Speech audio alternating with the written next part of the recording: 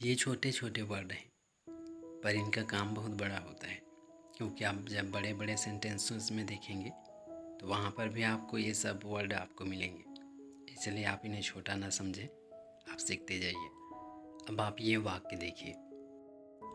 पहला वाक्य, अगर आप आई के लिए पोजीशन दिखाना चाहते हैं, अधिकार, तो आप वर्ड इस्तेमाल करते हैं माई। तो यहाँ पर यूज़ देख सकते हैं, यू आर माई ब्रदर, तुम मेरे भाई हो।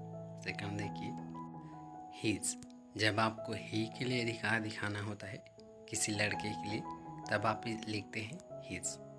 वाक्य देखिए, सी इज़ हिज मदर, वह उसकी माँ है। तीसरा देखिए, हर, हर आप किसी लड़की के लिए इस्तेमाल करेंगे, किसी लड़की की माँ की बात की जा रही है यहाँ पर। सी इज़ हर मदर, वह उसकी माँ है। चौथा, देयर, देयर का मतलब होता है उनका। अगर आप कहना चाहते हैं गिव मी देयर बुक्स, माने उनका पुस्तक मुझे दे दो। अब आप देखिए पांचवा, आवर, आवर का मतलब होता है हमारा। दिस इज़ आवर कंट्री, यह हमारा देश है। अगर मैं चाहूँ तो इसी को मैं इस तरह से भी कह सकता हूँ, यह अपना देश है, दिस इज़ आवर कंट्री। तो हिंदी वाक्य आप कई तरह से बोल सकते हैं। तो आपको बस इतना याद रखना है माय फ्रेंड कि आप किसके लिए आप कौन से पॉजेसिव वर्ड का, कौन से अधिकार वाले शब्द का इस्तेमाल करते हैं। अब आप देखिए ये सेंटेंसेस। छठवां, इट्स, इसके इस्तेमाल आप छोटे जीव जंतु के लिए, जहाँ पर आप मेल फीमेल की बात नहीं करते, तो वहाँ पर अधिकार दिखाने के लिए आप इट्स का इस्तेमाल करते हैं। सेंटेंस देखिए, the bear is in its cave, bear का मतलब होता है भालू, the bear is in its cave, cave का मतलब होता है गुफा, माने भालू अपने गुफा में होता है या फिर है।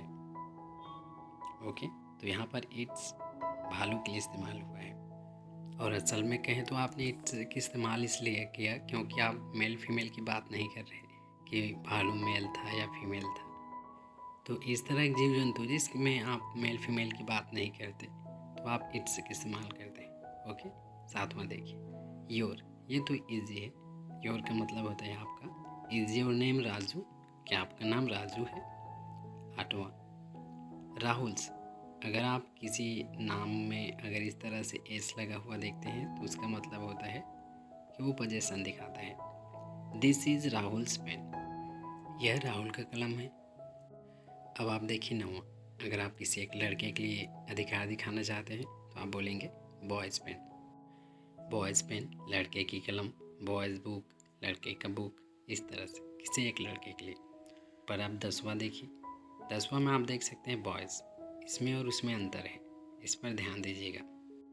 जब आप अधिक लड़कों के लिए अधिकार दिखाएंगे तब आपको इस तरह से लिखना है, बोलेंगे तो आप सेम, पर लिखते समय इतना आप याद रखिएगा, देख लीजिए कि कैसा लिखा हुआ है। माय डियर फ्रेंड, हो सकता है कि अभी आपको समझ में नहीं आ रहा होगा, आप कंफ्यूज हो सकते हैं, पर मैंने पहले भी कहा है कि घबराइए नहीं, बस देखते जाइए।